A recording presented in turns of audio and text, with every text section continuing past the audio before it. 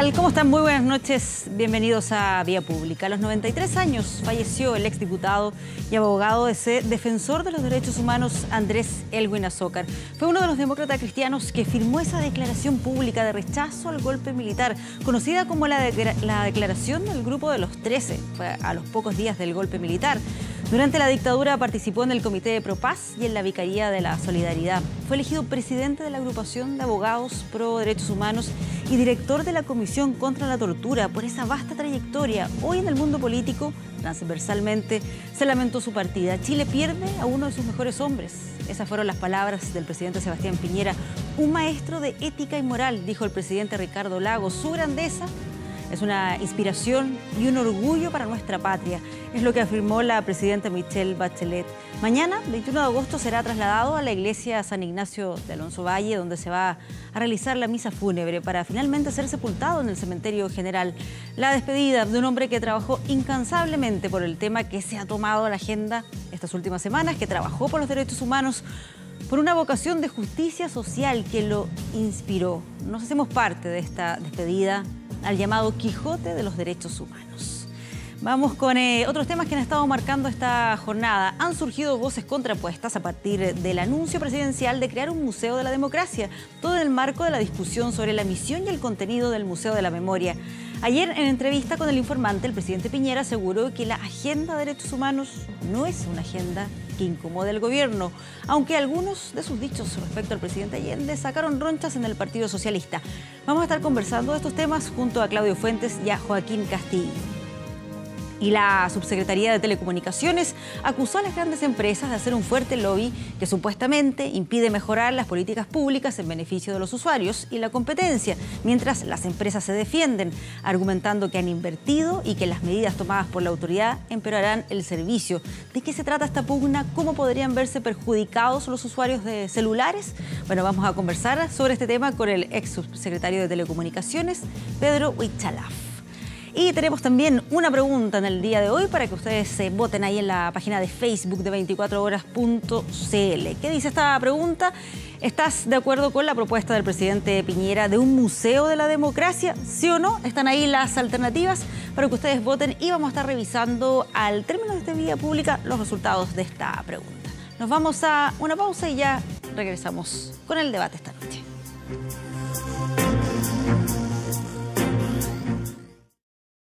Bueno, ya ha sido semanas en las cuales se ha discutido de museos, derechos humanos, de democracia. Ayer el presidente Sebastián Piñera sorprendió al anunciar un Museo de la Democracia. Sorprendió a algunos porque la verdad que esto estaba dentro del programa de gobierno, en el periodo de campaña. Sin embargo, algunos se cuestionan si acaso era el momento más adecuado, más oportuno, a raíz de toda la discusión que se había dado en torno al Museo de la Memoria. Vamos a conversar sobre eso. Saludemos a quienes nos acompañan esta noche aquí en Vía Pública. Claudio Fuentes, académico del Instituto de Investigación en Ciencias Sociales de la Universidad Diego Portales. Claudio, gracias por estar aquí esta noche. Gracias a usted. Y también Joaquín Castillo, subdirector del IES. Joaquín, gracias por acompañarnos aquí esta noche. Muchas gracias por la invitación. Primero quiero conocer en términos generales, ¿qué les parece a ustedes esta idea de un Museo de la Democracia, Claudio? A ver, yo creo que efectivamente el momento de anunciarlo creo que es muy malo porque en el fondo aparece como un empate. Es decir, vamos a crear un museo de la memoria, de la democracia como opuesto o como una alternativa a lo que es el Museo de la Memoria. Y eso genera, yo creo que un debate un poco equívoco sobre el significado y el sentido que puede tener algún museo de la democracia. Y en segundo lugar, en realidad anuncia un Museo de la Democracia y es un ala, un anexo del Museo Histórico Nacional. Entonces tampoco es un museo, una institución de la democracia, o sea, como un museo propiamente tal, independiente. Y ahí entramos con todo un debate sobre la democracia en el marco de un museo histórico. ¿Es historia la democracia?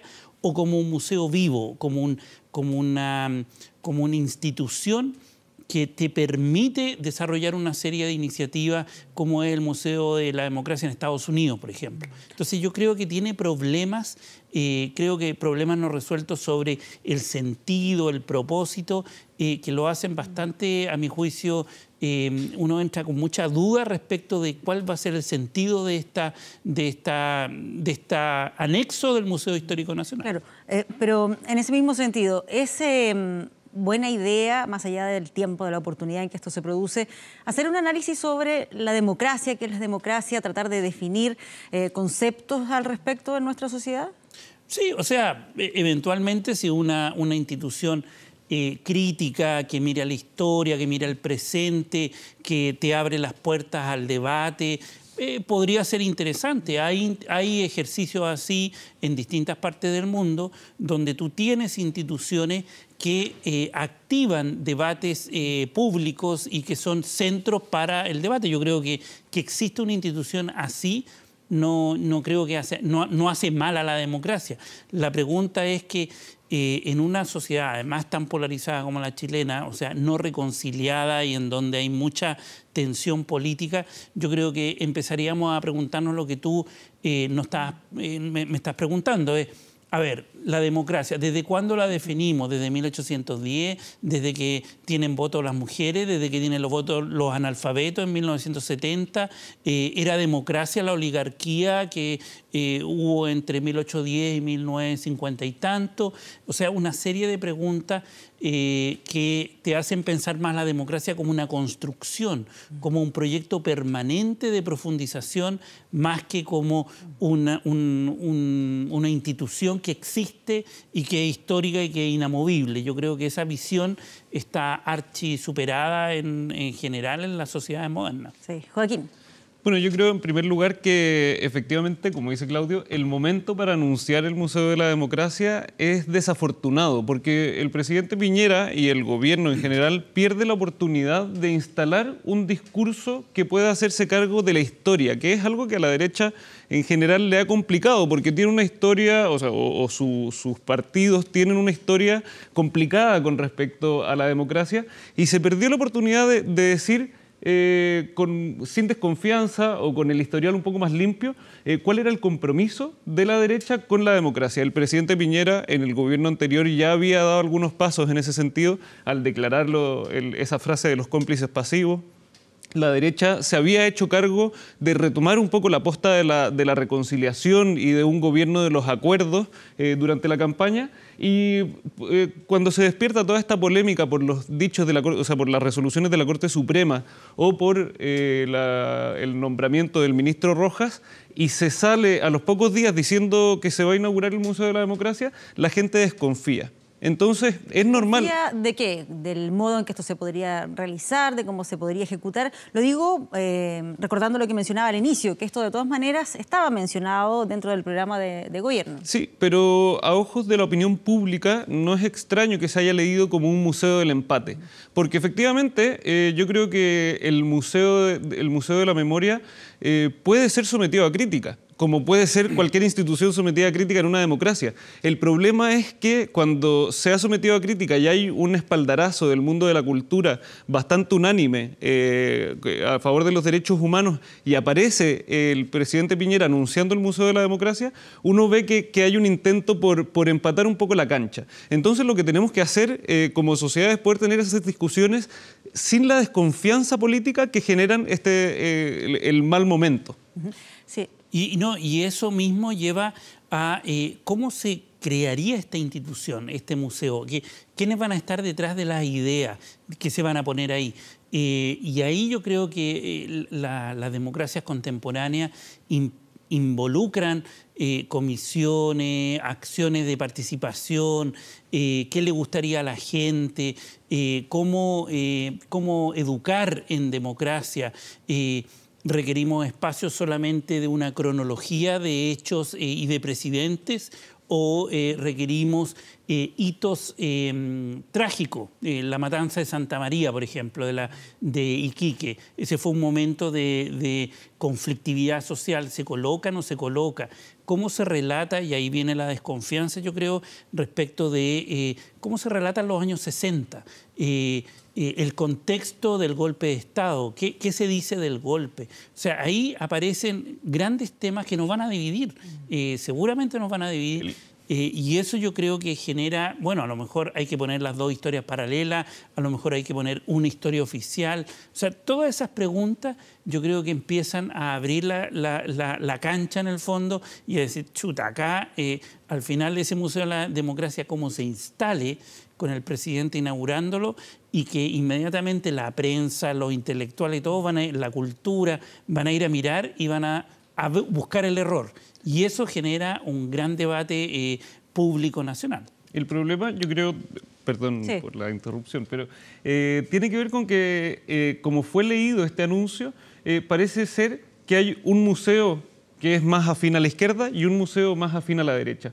Y eso, que ya tengamos que empezar a educar a nuestros hijos, o sea, porque efectivamente estos museos tienen una carga educativa muy importante. No son simplemente museos para colgar los cuadros de los presidentes. Y cuando esos museos tienen cargas tan marcadas y parecen ir en carriles totalmente paralelos, donde no hay ningún diálogo y donde no hay un encuentro de la sociedad a partir del concepto de democracia, de los derechos humanos, de la memoria, yo creo que ahí hay una pregunta que nos tenemos que hacer, que es ¿qué tipo de memoria queremos construir? ¿Qué tipo de democracia queremos construir? ¿Y cuáles van a ser los lugares en que ambas coaliciones políticas, si es que seguimos con dos sectores amplios donde confluyen los grandes partidos, ¿cuáles van a ser esos valores que ambas coaliciones van a encontrar en el museo? Claro, de qué manera poder hacerlo transversalmente.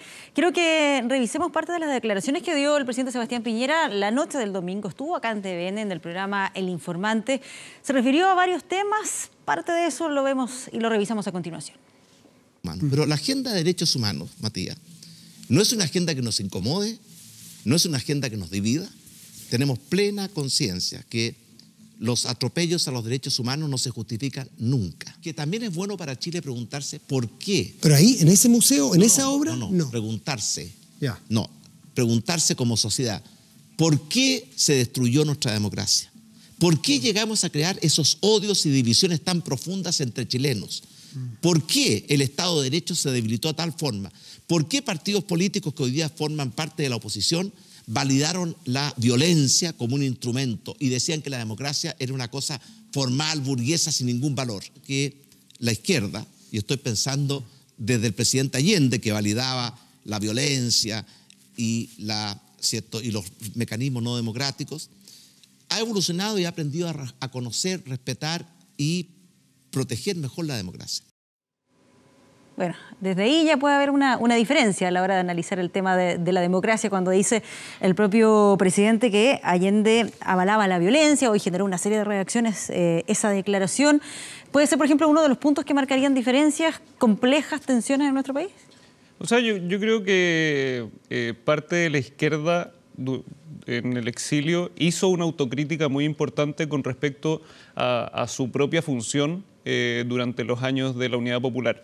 Y probablemente la derecha no se atrevió a hacer esa crítica durante los años de la transición, o no quiso afrontar con la validez, o sea, con la firmeza con que la izquierda sí hizo esa autocrítica. Entonces, yo creo que con respecto a la ambigüedad del presidente Allende con la violencia, la izquierda está mejor parada o ha estado mejor parada que la derecha, que le ha costado un poco más tener esa respuesta radical de condena a los derechos humanos, a las violaciones de los derechos humanos. Y yo creo que efectivamente eso generaría una tensión, y a veces las tensiones también que surjan, o sea, es bueno que exista diferencia, etcétera.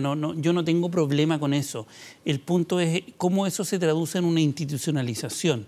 Es ahí donde se generan los ruidos, porque en el fondo genera historias oficiales que a lo mejor son mucho más contestadas, cuestionadas, criticadas de lo que normalmente lo solemos hacer. Las instituciones, cuando cristalizan una historia, inhiben que se generen mucho más espacios de diálogo. De hecho, ya colocarle la palabra museo al Museo de la Democracia implica convertirla en objetos. Y eso yo creo que incluso es problemático. Yo pensaría más en un espacio de la democracia donde haya más espacio de debate, más tal debate, mucho más cuestionamiento y mirada sobre el propio pasado, por ejemplo. ¿Y uno podría hacer ese mismo cuestionamiento al Museo de la Memoria, por ejemplo? Pero es que ahí está el punto que yo creo que es la gran discusión que hay respecto del Museo de la Memoria.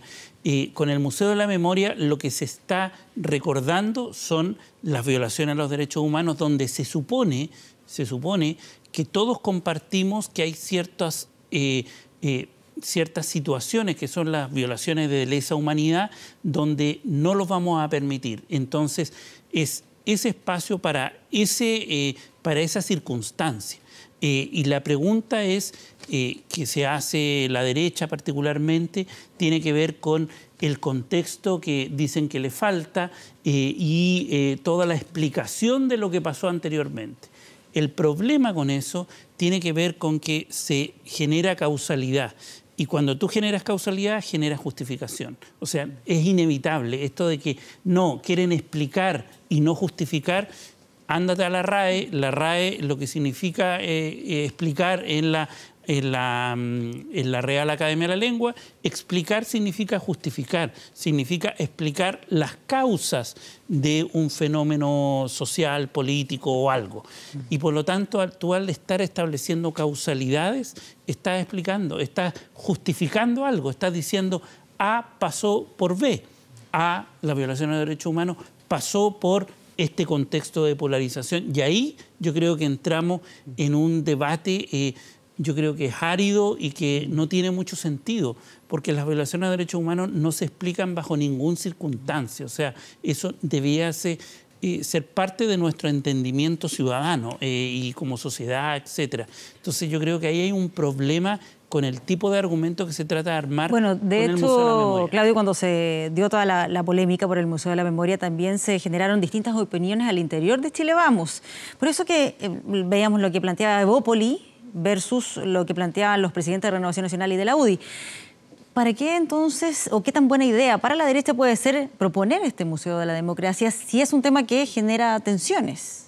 O sea, yo creo que la democracia hoy día no genera tensiones en el sentido de que hay un acuerdo de que es el mejor sistema de gobierno, aunque es un sistema imperfecto, parece ser el que mejor ha funcionado. Claro, pero con ciertas situaciones como las que y por eso, con respecto relataba Claudio, y con respecto al tema de los derechos humanos, yo creo que hoy día puede haber una discusión con respecto a la justificación o explicación, pero no cabe duda de que la desaparición forzada, el asesinato, las faltas de debido proceso, hoy día nadie las justifica. Y yo creo que hay un acuerdo que como sociedad hemos alcanzado y los alcanzamos durante la época de la transición, de que esos hechos no se pueden volver a repetir nunca más.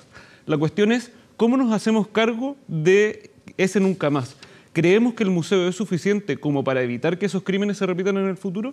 Y ahí yo creo que hay instaladas dudas legítimas con respecto a si el Museo de la Democracia, o sea, el Museo de los Derechos Humanos, de la Memoria de los Derechos Humanos, es capaz de responder a esas preguntas satisfactoriamente. Obviamente que no. O sea, yo creo que en ninguna sociedad un museo va a resolver un problema. O sea, eso yo creo que es evidente que las circunstancias de las violaciones de derechos humanos en el pasado y en el presente. O sea, Chile está siendo acusado de violar los derechos humanos hoy día a los niños del Sename, por ejemplo. Y por lo tanto, el museo no es una condición ni necesaria ni suficiente para resolver el tema de los derechos humanos. El punto, y yo creo que por eso además es un error empezar a abrir la caja de Pandora del Museo de la Democracia, porque los problemas de la democracia no los vamos a resolver con un museo. Entonces yo creo que se atrapan en esta discusión del museo cuando se pudo haber generado una mejor política de educación cívica, una mejor política en los medios de comunicación, mejores debates, etcétera, etcétera, para fortalecer la democracia, fortalecer los partidos, fortalecer los espacios de la sociedad civil, etcétera, etcétera. Entonces, yo creo que la aproximación a mi juicio, es muy limitada y al final terminamos en el empate. ¿En qué museo va a definir qué cosas sobre el pasado y el presente? Yo creo que es una discusión un poquito difícil de sostener en el tiempo, porque al final todos sabemos que un museo nunca resuelve los problemas de la democracia. Bueno, veremos cuál es la forma que va tomando esta discusión y también de qué manera se va zanjando este Museo de la Democracia. Claudio Joaquín, muchas gracias por acompañarnos aquí esta noche. Muchas gracias por la invitación. Y la Subsecretaría de Telecomunicaciones acusó a las grandes empresas de hacer un fuerte lobby que impide mejorar las políticas públicas en beneficio de los usuarios y la competencia, mientras las empresas se defienden argumentando que las medidas tomadas por la autoridad empeorarán el servicio. ¿De qué manera esto puede afectar a los usuarios del celular? ¿En qué consiste esta pugna? Bueno, se lo vamos a preguntar a Pedro Huichalaf, ex subsecretario de Telecomunicaciones. Muchas gracias, Pedro, por acompañarnos aquí esta noche. Muy buenas noches, gracias por la invitación. La verdad que cuando uno ingresa a ver de qué se trata este tema, se encuentra con un montón de términos técnicos bien específicos. Entiendo que hay dos distintos escenarios en los cuales se está viviendo este tema. Me gustaría primero que partiéramos explicando de qué se trata esto. Mira, primero hay que mencionar que los servicios de telecomunicaciones se utilizan en lo que se denomina el espectro radioeléctrico. El espectro es el aire, en virtud del cual pasan los servicios. Por ejemplo, cuando uno escucha una radio y la sintoniza, por ejemplo, la radio de Carabineros, la 98.1, el 98.1 es un espacio del espectro donde están los servicios, en este caso de radio. Cuando uno se conecta a Internet y habla por teléfono, utiliza bandas del espectro para poder comunicarse a través de este espectro. Y resulta ser que hubo un problema porque, en este caso, cuando se diseñan políticas públicas, las bandas pueden ser limpias o sucias. Limpias cuando no hay ninguna empresa utilizando ese espacio y se pueden diseñar tecnologías como, por ejemplo, pensar en 3G, 4G, cuando se quiso incorporar. Se vieron esas bandas, se licitaron, se entregaron a la empresa y la están usando. Y ahora se estaba pensando en el 5G. El problema es que esta banda está sucia, es decir, hay empresas que ya están hace más de 10, 15 años usando parte de esa banda. Entonces la subsecretaría apenas entró, dijo, se viene una nueva tecnología, que el 5G, supuestamente mejor velocidad, mejor acceso, estamos hablando de vehículos autónomos, telemedicina, toda la conectividad de dispositivos, y resulta que tenemos que licitar esa banda, pero hay empresas que están utilizando o subutilizando ese espectro. Entonces no tomó mejor decisión, según la subsecretaría, de congelar el despliegue de redes y solicitar que se retiraran y que sacaran a los clientes que estaban en esa banda hacia otras bandas. Pero en términos simples, eso no es sencillo porque se utiliza tecnología. Ya, es que quiero ir a los efectos de congelar esa banda, ese es el término correcto. Sí. El punto es, primero, esas empresas lo estaban utilizando más allá de si de manera eficiente o no. ¿Estaban en su derecho de usarla? Mira, lo que pasa es que aquí en Chile todo el espectro, para poder ser utilizado, tiene que pasar por una autorización de la subsecretaría. Y eso ya sucedió, es decir, se hicieron concursos públicos, licitaciones, y se entregaron hace 10, 15 años esas licitaciones, y según la ley tienen un derecho para usar y explotar ese espectro. ¿Y ese derecho esas empresas lo tenían? Sí, y lo que pasa es que se estableció, y eso es real, que el espectro es un bien nacional de uso público, es decir, de todos los chilenos, pero no da lo mismo cuál es la banda que tú tienes. Es decir, si tú quieres desplegar una tecnología, es muy diferente colocarla en una tecnología o en otra, y es por eso que cuando las empresas estaban desplegando sus tecnologías y ya estaban pensando en avanzar con sus clientes, que llegue la autoridad y te desplace significa un perjuicio y también una incertidumbre jurídica porque desarrollas, invierte y ahora ya te cambian y por tanto tienes que hacer todo de nuevo. Sí, es que antes de ir a las consecuencias quería antes aclarar primero eso.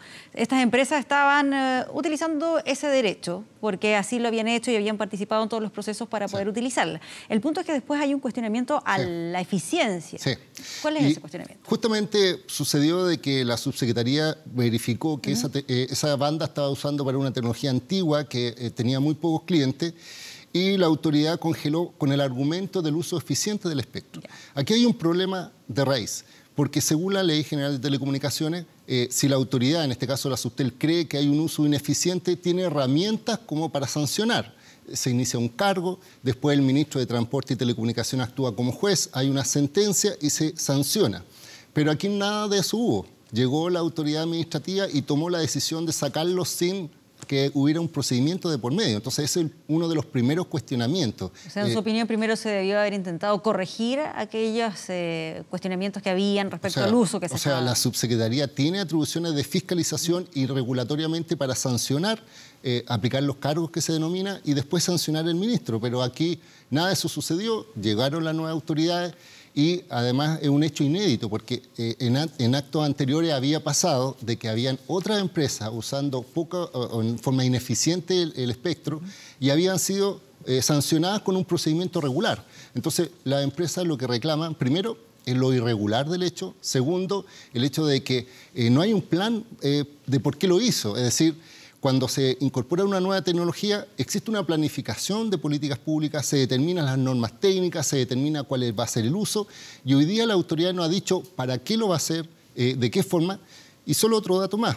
Está pensando en el 5G y según la UIT, que es un organismo internacional que Chile está suscrito, el próximo año se va a definir cuál es la banda y por tanto aquí hay una apuesta anticipada de la autoridad en determinadas bandas, entonces eso genera incertidumbre para los inversionistas, para las empresas e incluso la misma competencia, porque en definitiva, ¿quién vaya a entrar? Imagínate una nueva empresa, como está judicializado, no va a querer invertir hasta que no se resuelva. Ahora, lo que acusa también la autoridad actual de la Subtel es que supuestamente habrían presiones de estas grandes empresas que estarían ejerciendo lobby. Para, claro, intentar que no se altere la situación como estaba hasta ahora. A mí me parece bastante curiosa esa frase, porque primero estamos hablando de un mercado regulado y la autoridad del regulador. Entonces es natural que las empresas permanentemente hacen lobby, es decir, siempre van a estar buscando su legítimo interés y es rol de la autoridad escucharlo, conversar y resolver en base a eso.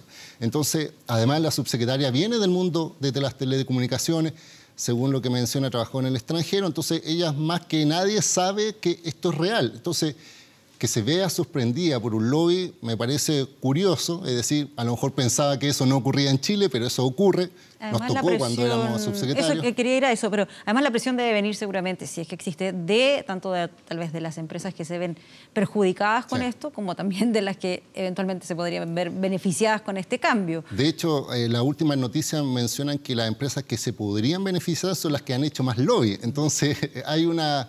Yo creo que aquí existe un legítimo interés de las empresas, pero la autoridad tiene que velar también por el desarrollo tecnológico, es decir, no tan solo ver el caso concreto, sino que pensar en planificación de mediano o largo plazo, y su decisión, lo que está haciendo con la judicialización, es congelar doblemente, es decir, no tan solo un congelamiento del espectro, sino que congelar los avances de la tecnología de Chile. Solo para recordar, Chile hoy día es el país mejor preparado para la tecnología 5G. Somos el país mejor conectado de Latinoamérica, pero con esta decisión lo que sucede es que en definitiva, en vez de estar el año 2020, como el gobierno prometió tener esta tecnología licitada, resulta ser que se va a demorar la judicialización y vamos a estar muy atrasados en comparación a otros países. Y lo que debería haber hecho la subsecretaria es ver primero, analizar la situación jurídica, saber si ella tiene las atribuciones para llegar y tomar una decisión administrativa de esa envergadura, conversar, revisar, sacar las normas técnicas y finalmente haber tomado decisión, no a la inversa. Claro. Ahora, para quienes nos están viendo y tratan también de entender de qué se trata este tema que es muy técnico y en medio de toda esta pugna que involucra lobby, judicialización, ¿de qué manera el usuario, el que utiliza un teléfono, se puede ver perjudicado? ¿Qué consecuencias puede tener? Mira, el congelamiento, tal como te decía, produce una judicialización. Significa que hay un recurso de protección inédito que se presentó contra el Estado.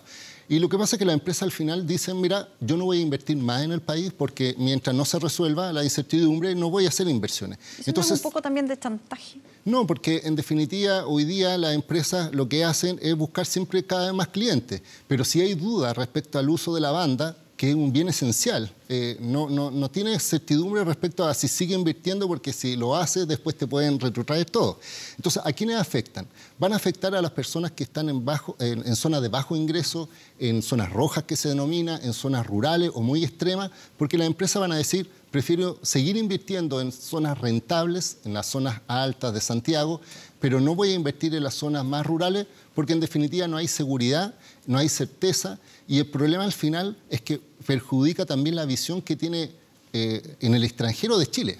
Chile siempre había sido considerado un país serio, tranquilo, que incluso si uno ve, han pasado distintos gobiernos y las políticas públicas siempre han sido de mediano a largo plazo.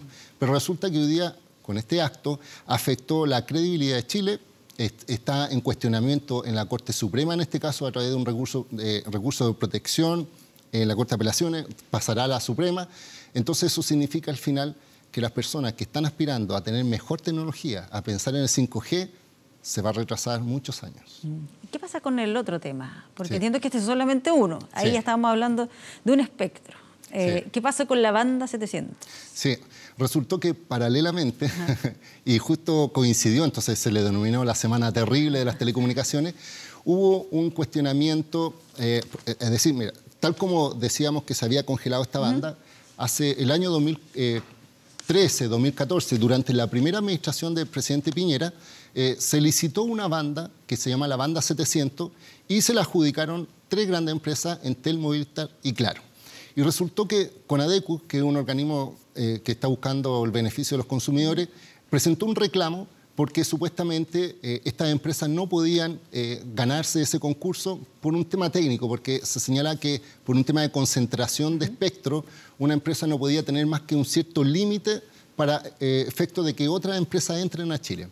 Sucedió que la autoridad en ese entonces, estamos hablando del primer gobierno, lo autorizó, trabajó con la Fiscalía Nacional Económica, nosotros como continuadores continuamos con el proyecto, se adjudicó, pero lamentablemente Conadecu presentó un reclamo al Tribunal de Libre Competencia, se lo rechazaron, presentó el reclamo ante la Corte Suprema y la Corte Suprema actualmente, después de 4 años de discusión, validó lo que decía Conadecu y lo que planteó son 2 alternativas. Respecto a la banda 700, le dijo a las empresas, como tienen más de un límite, tienen que devolver ese exceso de espectro. Y por otro lado, está la discusión respecto de cuánto es el límite que deberían tener las empresas para poder operar en Chile y sobre todo considerando el alto consumo de datos y la proyección de 5G. Entonces, ¿cuál es el problema de fondo? Que la Corte ordenó 2 alternativas a la Subtel. Por un lado, exigirle la devolución del espectro o hacer una consulta al Tribunal de la Libre Competencia para saber si hay exceso. El problema es que la autoridad no ha dicho nada respecto a qué es lo que va a hacer. Es decir, hoy día no hay certeza tampoco de cómo va a cumplir ese fallo y podría afectar a usuarios porque si quitan bandas, los usuarios que están en ese sistema podrían verse empeoradas sus comunicaciones o hay localidades que podrían no tener ya más servicio. Perfecto, bueno. Es un tema árido, difícil de comprender, pero lo interesante es que se dieron de manera paralela, con procesos judiciales de por medio, pero todavía hay etapas que están en desarrollo. Por lo tanto, es importante estar atentos a lo que está pasando y conocer las distintas versiones que hay al respecto. Sí, y mire, y solo un último detalle, porque es muy relevante. Cuando el gobierno de Sebastián Piñera asumió, prometió 2 cosas. Que iba a haber 5G para el año 2020 y que se iban a duplicar las inversiones de telecomunicaciones de aquí en los 4 años en comparación con los 4. Yo lo digo con mucha responsabilidad. No va a haber ninguna duplicación, es decir, las inversiones van a bajar y tampoco va a estar preparado el 5G. Y vuelvo a repetir, todo surge por una decisión administrativa que yo siento que, yo también de profesión soy abogado y por tanto menciono de que lo hizo equivocadamente. Probablemente el fondo estoy de acuerdo, pero en la forma y sobre todo en un mercado regulado es muy relevante porque el mercado de telecomunicaciones es el mercado más amplio de servicios y solamente hay que mirarlo comparado con otros países. En otros países sucede exactamente como Chile, pero lo han resuelto de otras formas. Han asignado otro espectro, están analizando quiénes están para exigirle ciertas contraprestaciones, pero aquí la autoridad, yo siento que en su ánimo de hacer rápido y de las proteger cosas. también a los consumidores, porque el argumento que se ha dado desde la Subtel es, primero, que tiene la facultad para controlar y administrar el espectro como un bien nacional de uso público que es de todos los chilenos, y en general es el argumento de defensa a los consumidores lo que se ha dado como principal argumento para tomar esta determinación. El problema es que hoy día el 100% de los servicios de telecomunicaciones son realizados por privados. El Estado no presta servicio. Entonces sucede que si va a licitar una banda que probablemente, imagínate que las empresas devuelvan ciertas bandas que no son buenas técnicamente. No va a haber ninguna empresa interesada en adjudicarla y por tanto no va a haber mayor desarrollo. Entonces yo creo que las decisiones siempre tienen que ser bien pensadas con una mirada de mediano a largo plazo. Es fácil decir que uno está en defensa de los usuarios, pero cuando no hay inversión, cuando afecta la calidad de servicio, cuando viene una tecnología que no se va a poder implementar en los próximos años, al final la medida que tomó es contraproducente a favor de los usuarios. Pedro, muchas gracias por acompañarnos acá esta noche. Muchas gracias. Y nos vamos a recordar la pregunta de este día en Vía Pública. ¿Estás de acuerdo con la propuesta del presidente Piñera de un museo de la democracia? ¿Sí o no? Están las alternativas ahí en la página de Facebook de 24horas.cl para que voten. Nos vamos a una pausa y ya regresamos con más.